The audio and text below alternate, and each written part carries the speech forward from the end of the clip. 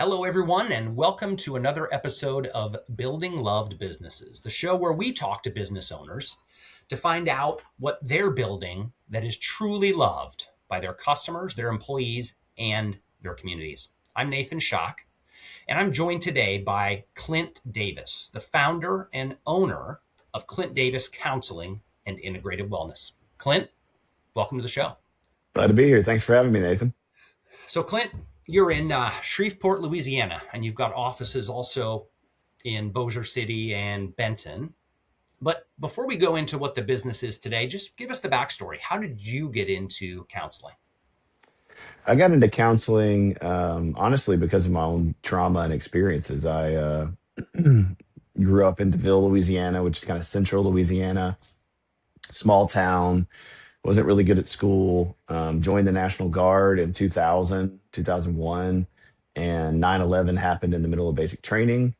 Then I went to Afghanistan, and then I went to the Superdome for Katrina, and then I did a couple of other hurricane activations, and honestly, just had really bad PTSD. Of course, I didn't know what that was, and got through my military career, started having panic attacks. Was using substances, all kinds of stuff, and so I got into therapy and got into counseling with a counselor, and they started talking about trauma and PTSD, and this was 2004, and it really changed my life. Was very helpful, and so I decided to go back to do that so I could do that for other people. And so that's kind of what got me into it. It was very beneficial for me, and so I wanted to help other people be able to talk about psychology and theology and how God works within mental health and emotional health. And because I'd never really heard that in the church, I'd never really heard that in our in our community, and so I wanted to normalize it.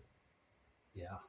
Oh, wow. Yeah. I get to talk to lots of entrepreneurs, and lots of them started a business to help themselves or based on something that had been helpful to them. Um, what did that journey do to prepare you for being a business owner? Um, Well, it built resiliency for sure. It made stressful business things seem pretty light. In the face of getting shot at or mortar rounds or people dying in front of you or whatever, trying to decide something about counseling or a business isn't that stressful. So I think that's helpful. If you get through it and do the work, I mean, it can also, instead of creating resiliency, it can cause collapse. And so I think the work, um, that the Lord has done in my life and that, with community and counseling has done is that it's continued to shape, suffering and hard things into something that um, has created, like scripture says, perseverance and perseverance, character and character, hope. And so, um, I don't measure success by how much money's in the bank or, how many butts are in the seat or any of those kind of things. So that's been helpful because when the money's not coming in or when things seem like they're shifting, I try to keep my hope in the right things and not in uh, the things that are typical. Yeah. Okay. So you said you went back to school in the early 2000s. Did I catch that right? Yeah, I went to Louisiana Tech in 2004, and then graduated in '08 and went to Fuller Theological Seminary in California, in Los Angeles. Yeah. I was in Pasadena, and yeah, I got my master's in marriage and family therapy there. Learned a lot about trauma. Started getting some EMDR therapy for myself, which is eye movement desensitization and reprocessing. It's a very wonderful tool for trauma, recovery. And yeah, when I moved back to Shreveport, I moved back here because my wife got into an internship through Louisiana Tech Barksdale and Tech and Ruston as a dietitian. So I'd been to Shreveport a couple times, but never lived here. Okay. And started the business then shortly after No, that. Yeah. no. 2010, I moved back here. I worked for I mean, you couldn't get a job as a counselor because you needed to have like 2 to 3 years of experience to get anything good. Yeah. And so I had worked for the children's home in Ruston. So there was a satellite office here doing in-home therapy for kids at risk. So I tried to get a job there. They didn't really have any openings. And so I worked for the Ware Detention Center, Johnny Gray Jones. And I had a pager. This was 2010, 11. I had a pager and I would get pages for those of you who don't know, a pager is this little machine that you could text. um, Yep. but it would Yeah. page me, and If you are under the age of 30, just Google it. that's right. That's right. And so ask ChatGPT. And so I would get a page and I'd show up to a home in, pretty much northeast or west Louisiana, and it would be somebody suicidal, somebody trying to kill somebody, somebody trying to kill themselves. And I had to de-escalate the situation and then call it in, and then somebody would come and, do the paperwork. And so that was a very quick 6-month job that was very intense. Then I got hired at the children's home to do in-home counseling. And I started working in Shreveport and Bossier, really from like Ringgold, Minden, all the way over to East Texas, down to past Natchitoches. So I would drive and go in homes and sit down on the floor and just do therapy with these kids and families that were in really intense situations. And I did that for 5 years, worked with the court, worked with the schools. Then I got hired by Samaritan Counseling Center to run a Heart for Heroes grant for veterans. Um, and then I started volunteering for the Hub Urban Ministry, helping them with homelessness and poverty. So I had these three kind of jobs. I was making, $37,000 a year. Um, it was crazy. And working, 8:30 at night in homes, just in the worst parts of town, trying to help. And once I started working for Samaritan, that was kind of private practice a little bit on the side. And at some point in 2017, something like that, the children's home started what was called Family Plus program. They put me in charge of that. It was kind of a private practice, but they really wanted me to work with just Methodist churches. And so it was at that point where I was working with the Hub. I was helping with their new human trafficking program, Purchase Not for Sale, and I just quit all my jobs and started Clint Davis Counseling, and that was 2017. And yeah, private practice seemed like something that was 20 years away. And my dream was just to have a nice office with a nice chair and a nice small room and get to counsel people. Um, and everything after that's been just, nothing but, blessings. Yeah. And it sounds like it really took off from there, right? Because now you're in 3 locations. You've got a pretty big staff. Yeah. Talk about how it's really grown and, like you said, been blessed. Yeah, I think I didn't really have a plan. I didn't have a business coach or business class or anything. I just wanted to help people. And so, when I started the practice, I quickly had a full caseload. So I started having to hire a few people, and people would come, and I didn't know how to do an interview. I didn't know what to pay people. I didn't know how taxes worked. I had no clue anything that I was doing. And so honestly, by God's grace, I made a lot of mistakes and figured it out along the way. Um, and I think one of the major things that you realize is nobody has like a list of things you need to do to start a business. There's not like, I mean, maybe there is now, but in 2000, whenever that was 17, I didn't know what paperwork to turn into Shreveport. Like, I didn't know you had to have like whatever kind of numbers and tax things. And so I just started seeing people and working, and then kind of figured it out in the first year. Um, Before I knew it, I had 3 or 4 staff members, and at the time I'm like, okay, I'm going to take 15 or 20% less than what my company was taking from me. And that'll be a really good deal because I'm still making, good money. I'm working, I'm getting a percentage from these 3 or 4 therapists. Um, and then I quickly realized why they were taking the percentage they were taking, because of overhead and time and cost. And, that first year and a half, all of a sudden, I'm finally making $60,000, $70,000, and, then deduct 40% for taxes. And all of a sudden I realized I needed an administrator, and I need to pay an administrator $30,000 a year to help me answer the phone and push emails. And it's like, well, that's coming out of my $60,000. So now I'm back down to 35,000. It's just, Yeah. you don't realize this stuff. And meanwhile, you have employees who you're trying to take care of and pay Yeah. and get clients for. And to be completely honest, Nathan, none of that was really that stressful. I was just kind of going along with it, and things would happen and I'd have to adjust, and then I'd realize, oh man, okay, well, let's figure this out. And then I'd make some, changes and tighten some things up. And but at the time, again, I didn't really know how to hire people. I didn't really have a vision. I didn't feel confident as a leader to like push the vision to say, hey, here's what I expect, here's what I want from us, here's what we're doing. I was just so surprised people wanted to work with me and for me. Does that make sense? Yeah, absolutely. Yeah. And so I didn't really know how to do cast vision and set expectations and have any kind of accountability. I had no I didn't make anybody sign any kind of like non-competes. Yep.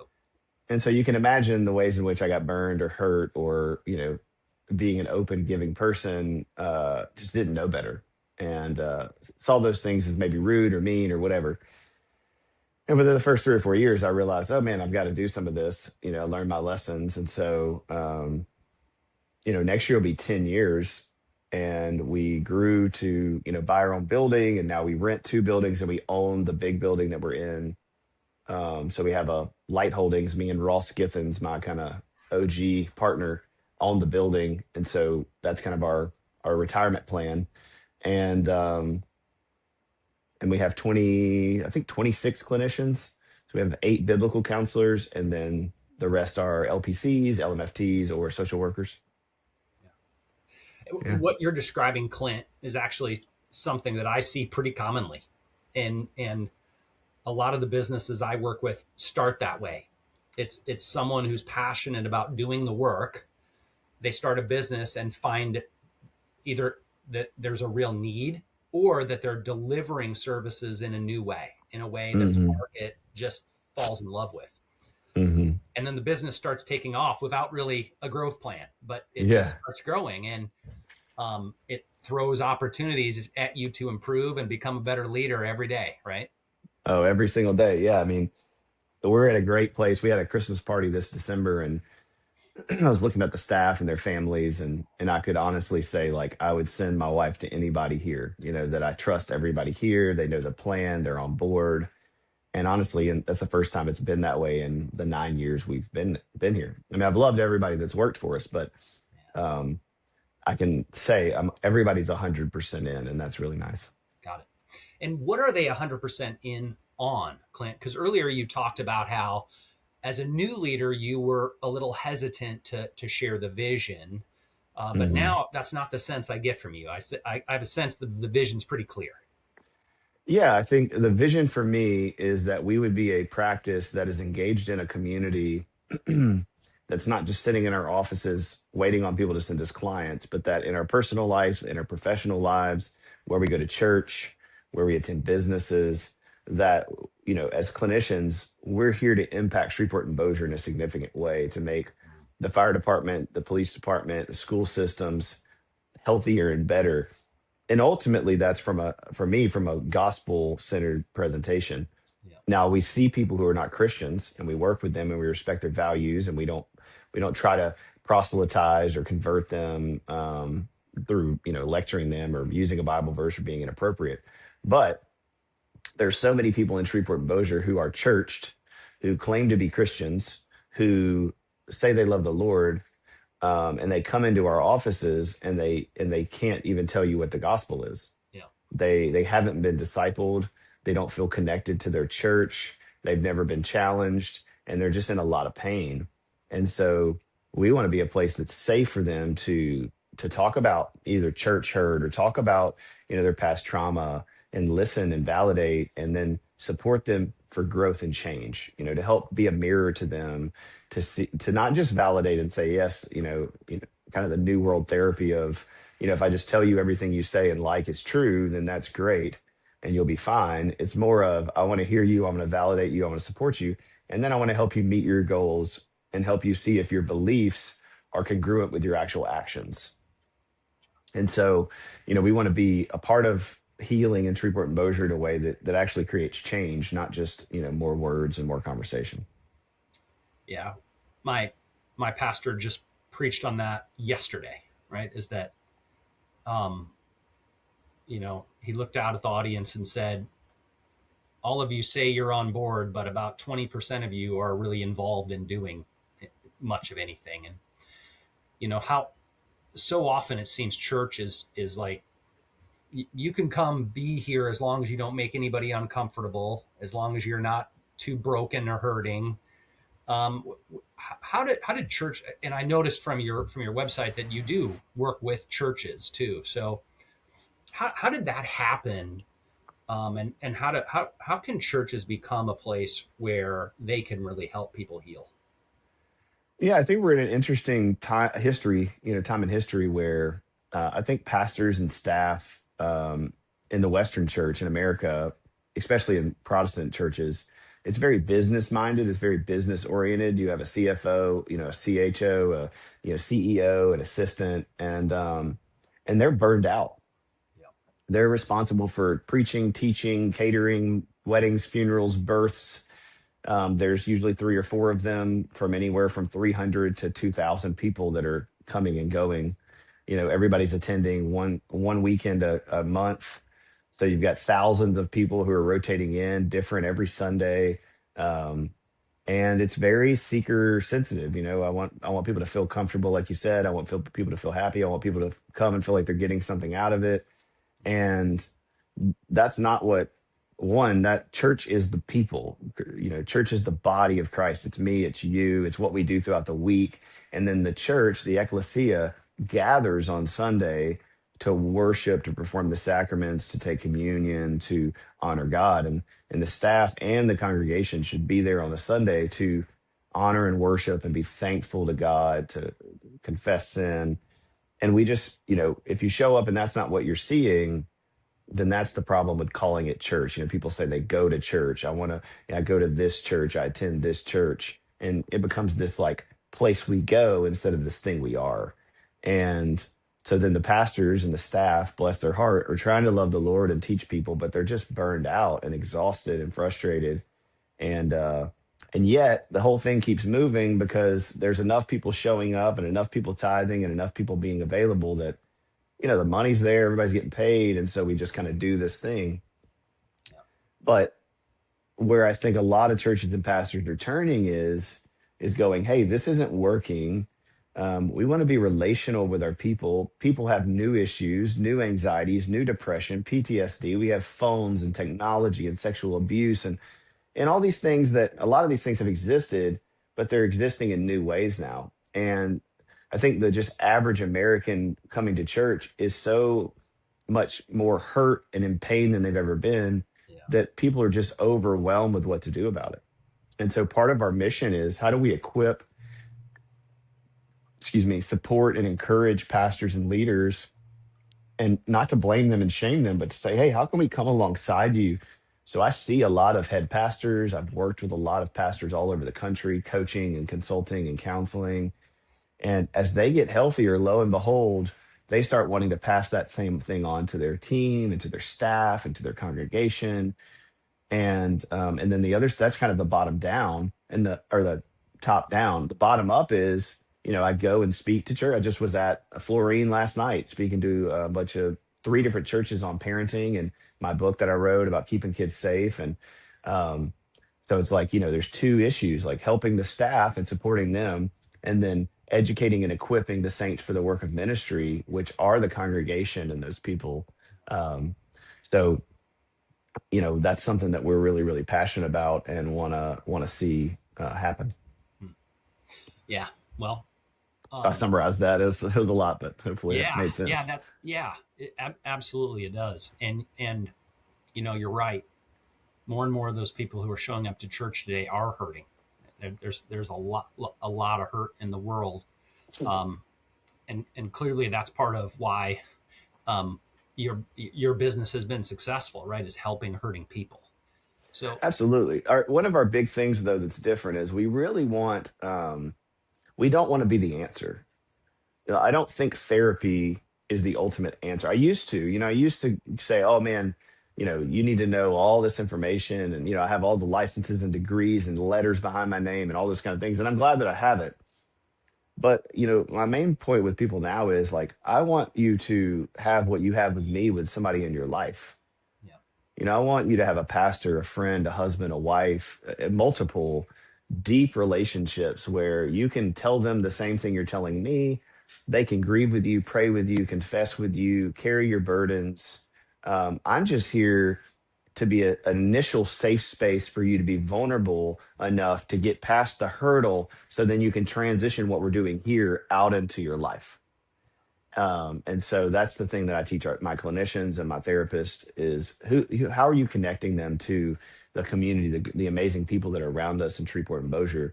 How are you helping them see that the healing that they get in here and in their community through the Lord is not just for them, but is for those around them. And how do you take somebody who's had an affair and now they're a support for people who have had affairs? How do you take someone who's recovering from alcoholism and they become a member of, AA or Al-Anon? How do you take someone who's had drama and trauma with their kids or lost a child to be someone who could be available for those around them when they're hurting?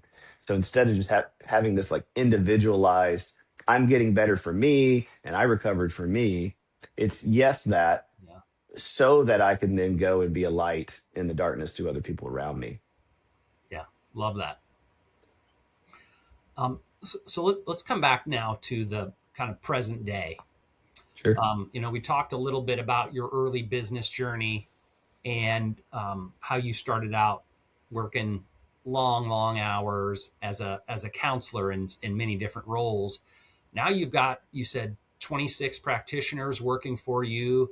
You've got a podcast. You're a speaker. You're an author. What does Clint spend his time doing these days? Well, I probably see about 18 clients a week, so I still see more than I probably should be. I don't like to say should. I feel comfortable with that. If I see 3 or 4 people a day or have a long Monday or something. Um, Yeah. and then Tuesdays, I don't see any clients. I work on the business and for the business. And every day I meet with one of our therapists, one or two of them to supervise, to encourage, to make sure they're doing their own work, to kind of track their pain and where they're at and what they're doing. Um, so every day I do that, at least one or two people. And and then I have the podcast on Wednesdays. I do some writing on Tuesdays. I go to prayer. I go to jujitsu every Tuesday and Thursday at lunch to make sure I'm taking care of myself. Um, and then, yeah, if I travel or speak, I usually will take another day off or, switch it so I'm not overworking. Um, and then, yeah, I mean, that's kind of my life. I mean, I'm off at, 4:45 every day. I'm home with the kids and playing board games and hanging out. And, weekends are very, very important. So I try to, not take too many weekends off. Luckily, my kids, we're blessed that my kids can homeschool. So, there are days where I get, clients cancel and I'm home at 3 and, we go to the park and ride bikes and, do whatever. So, um, I have a lot going on. People ask me how I get so much stuff done. And it's because I've created margin in my life where I'm not overwhelmed and taxed at all times. When I am working, yes, I'm busting my butt. I'm trying to do all the things I need to be doing, but it doesn't feel like work. I mean, honestly, I love my job. I never am like, oh man, when's it 5 o'clock? I don't think that. So, I'm ready to do the next thing. I'm excited about it. There are days if I haven't taken a break or gotten a vacation or whatever where I'm like, okay, I need a day off or I need a couple days off. Um, but that's pretty rare because I try to incrementally throughout the week take an hour or two to go.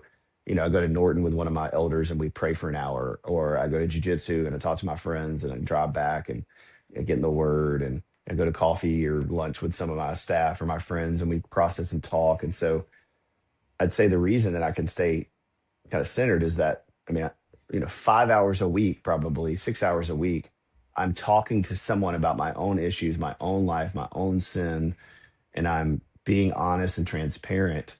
And that's kind of throughout everything that I'm doing, whether it's I'm playing board games with my friends on Sunday night, or I'm going to jujitsu, or I'm meeting with our biblical counselors, or I'm meeting friends for coffee. It's not small talk and just nonsense. It's what's going on with you? Where's your heart? What's the Lord teaching you? And yeah, we talk about games and sports and kids and fun stuff, but then there's stuff weaved in there that's important. Yeah, absolutely. I mean, I was at a I was at an event where Brad Lomenick was the speaker. He's a Yeah, Christian I leadership. know who he is. Yeah. Yeah, we did Elephant in the Pew 2 years ago together.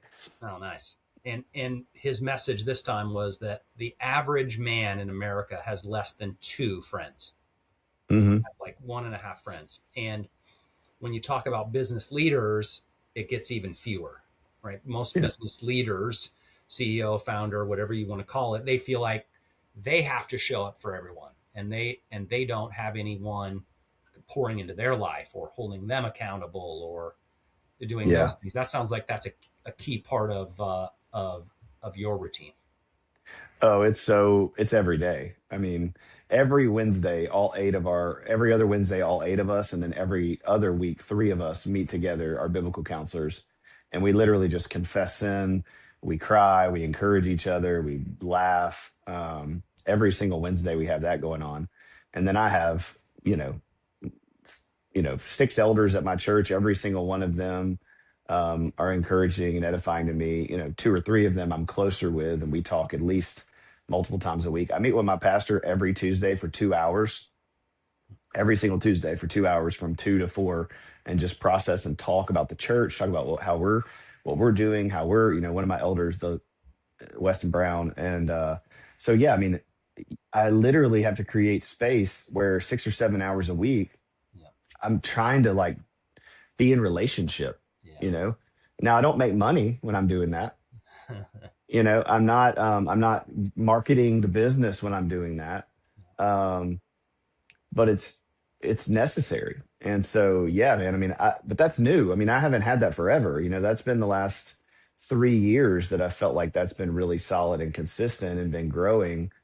Um, so that's one thing it's really hard as a leader, because everybody says they want that, but then you have to have the humility and the ability to allow someone to critique you, call you out, ask you a hard question, challenge your choices.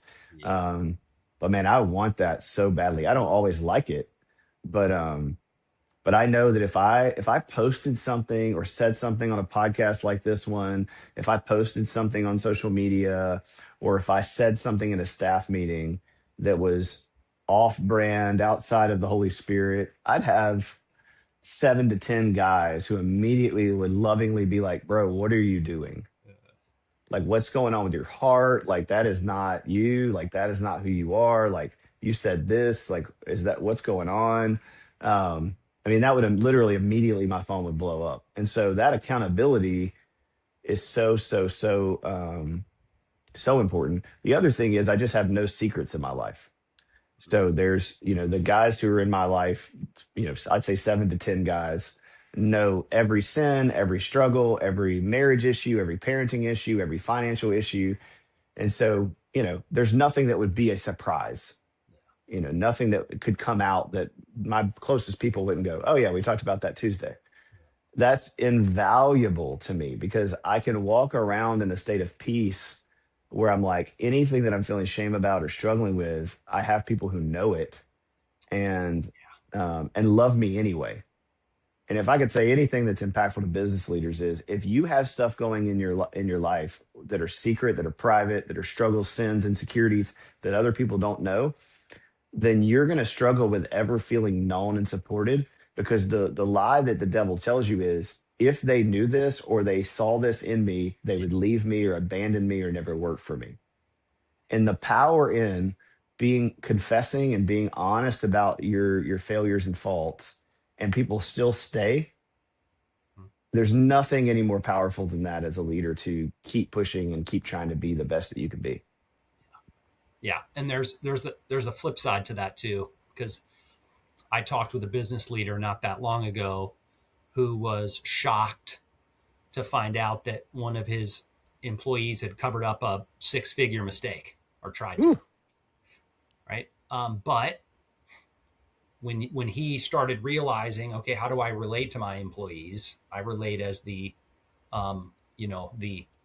infallible CEO who's there to make sure people do things correctly, and um, so the humility may be hard and the rewards are worth it, but the flip side is not helpful and not good.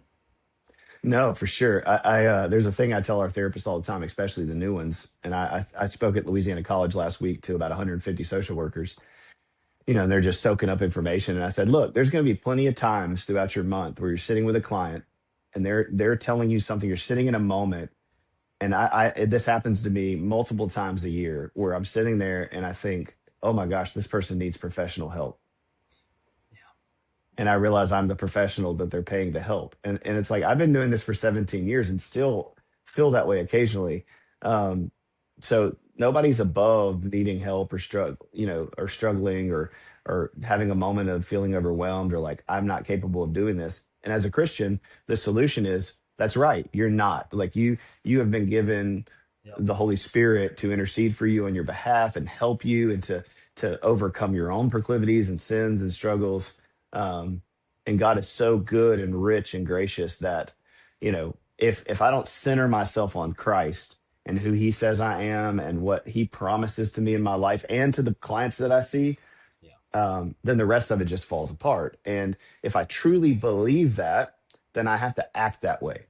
Yeah. So it's not just about me believing it and then that being this kind of separate thing in my life that then just kind of stays on the shelf. It's okay if I believe that. Then when this, like I had a therapist text me last night and say, "Hey, need to talk to you. I'm moving. I had something come up and I'm moving just last night." And I told my wife, I was like, "I'm not going to worry about it. Like I'm not going to be anxious about it because the Lord is moving her for her good, and then it'll open a spot for somebody else who can come in who in 3 months I'll be like, oh gosh, I'm so glad this happened because this person's so great because they're doing this. Where 5 years ago I'd have been like, oh my gosh, like now we're gonna have a couple months where we need a new therapist and we, da, da, da, da, and I just started spiraling and making my plans. Yeah.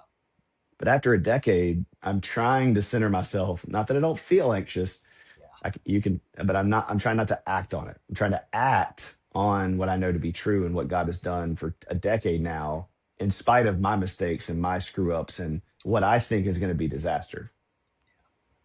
Uh, Clint, one of the other things that occurred to me here when you were talking about um, how you are there for your employees is that Mm. when you look at the work world today and a lot of the businesses I deal with, they struggle with hiring, retaining, engaging their employees. And it's clear that we have the research, right? The quantitative research that says what they actually want is all the stuff you're talking about. They want to know they matter. They want to know they belong. They want somebody who cares about them, right? And as Christians, we have that answer, right? So Yep. what can business leaders learn from Mm. counseling and from that faith based aspect of counseling? I think I just listened to which is interesting. I just listened to a podcast with Matt Damon and Ben Affleck Hmm. on their new Netflix movie that they just launched. And what they're doing is they're paying every single person who works on the film a bonus depending on how much money they actually make with Netflix. I don't know if you've seen that. No. So they're creating this first ever, people have said they want to do that, but they're not actually putting their money where their mouth is. Hmm. So I think as much of a beating, I had a therapist call me 2 weeks ago and say, "Hey, can I talk to you about?" She had just started a practice 2 years ago, and she said, "How do you make money and be a therapist if you have employees?" And I said, "You don't. I mean, you do, but if you think you're going to make as a business owner, 20%, 30%, 70% more than your employees who are grinding it out every day for you, doing almost the same job that you are on some level, you're going to have a lot of turnover. They're going to go somewhere else, after 2 or 3 years of doing work and not seeing why it matters, why they can't just work for some other name or some other brand or some other company.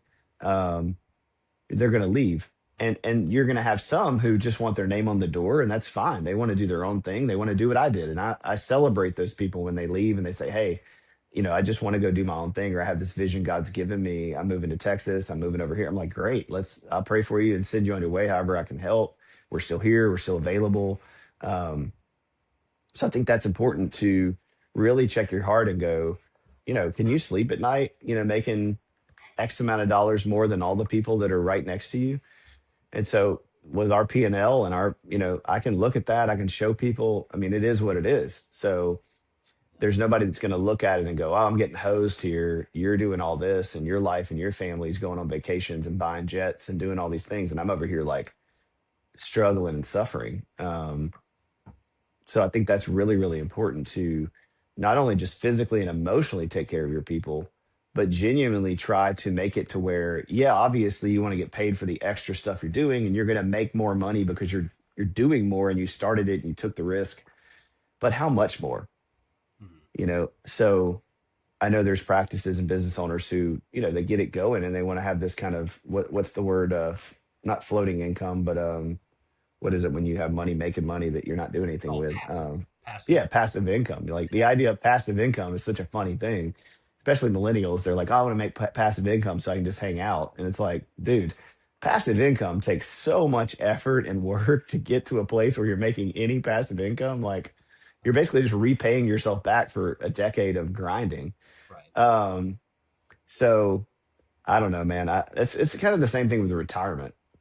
I mean, I just have no interest in retiring. So I don't think about, oh, when I'm not planning right now to make a bunch of money to put in an account so I can go play golf every day. And hey, if you want to do that, great for you. That doesn't go into my equation for what I'm currently doing. And so that affects the bottom line, that affects the money. Yeah. So I don't know if that makes sense, Yeah. but No, I think yeah, it does.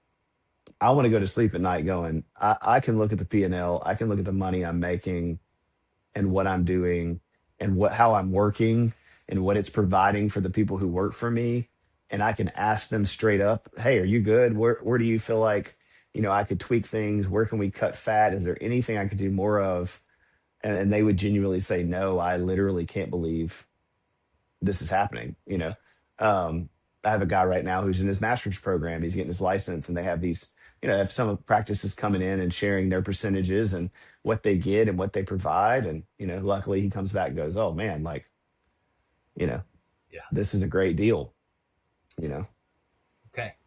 Well, Clint, I could talk to you all day, but Well, yeah, I'm loving it, man. Thanks for listening to me gab and talk about it. Obviously I'm passionate about this, and yeah. I really, I mean, one of the things I do a lot is now, I coach and consult other business leaders, especially Christians, on how to do it well and how to find peace in leading and in running their business. How to set up staff conversations and de-escalate conflict, and really have a staff that's richly connected and developed, because man, that's where your success is going to come from. That's where your peace of mind is going to come from, not numbers in the bank. Yeah. As we do wrap up here, I just want to ask, we talked a little bit about vision a couple of times.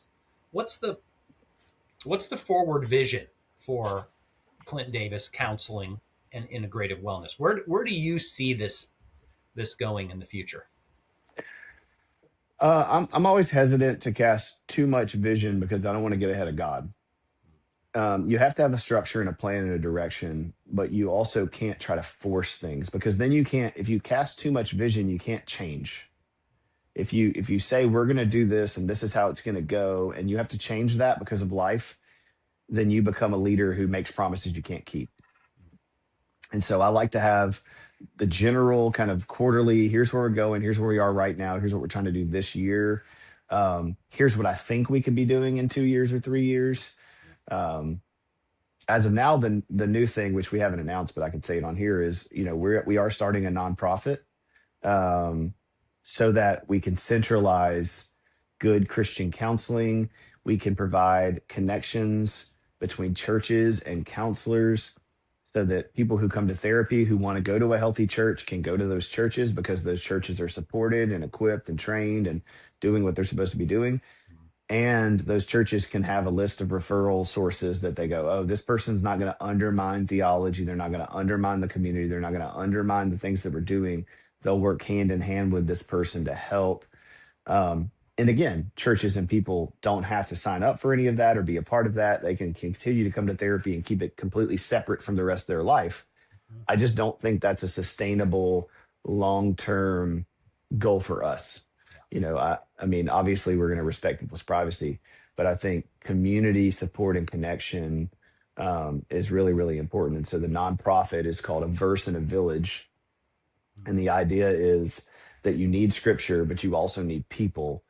And we need to merge those things together as a community. So either people have a lot of community as Christians and they're not saturated in the word, or they think, oh, I just need to read my Bible and pray about it, but they're not actually in counseling. They have nobody shepherding them or caring for them or being in community with them. And what would it look like if churches and therapists and Christian counselors could come together in a centralized way to speak the same language, to have tools and resources, to have a community within the nonprofit Mm, that can then be a model for, how to do this outside of here. yeah. Wow. Well, that sounds exciting and something we will be watching. Clint, Yeah. I know people after this conversation are going to want to follow you, connect with you. What's the best way to do that? Yeah, we're on social media at Clint Davis Counseling, Instagram, Facebook. That's about it. And then if they want to email us in, it's Clint Davis Counseling at gmail.com. They can go to anywhere where they listen to podcasts and listen to our Asking Why with Clint Davis podcast, which, we hit 177 episodes. So there's a lot of great content for people to listen to. Um, and then if they're interested in my book, it's called Building Better Bridges. They can get that on Amazon or Barnes and Noble. And that's a really two parts. It's a self healing book on healing from inner child trauma and damage. That if you read as an individual, man, you can really find some healing. Or it helps you to do that. And how do I stop this damage from being put on my children? So those are the ways they can connect. Great. Visit our website, clintdaviscounseling.com. There we go. Well, Clint, thanks so much for joining us today and sharing your story. It's been a pleasure to get to know you better. Yeah, Nathan. Well, I appreciate you taking the time to talk about what the Lord is doing in my life, and hopefully that is who gets all the glory. Because I'm just a broken human trying to do the best I can and figure it out and be authentic and help our community. So if anybody needs anything, I'm always available. I love it. And to the audience, thank you so much for tuning in to another episode of Building Love Businesses. If you enjoyed this as much as I did, subscribe, share it with another business owner, and help us keep telling and sharing these stories of people building businesses truly worth loving. I'm Nathan Schock. See you next time.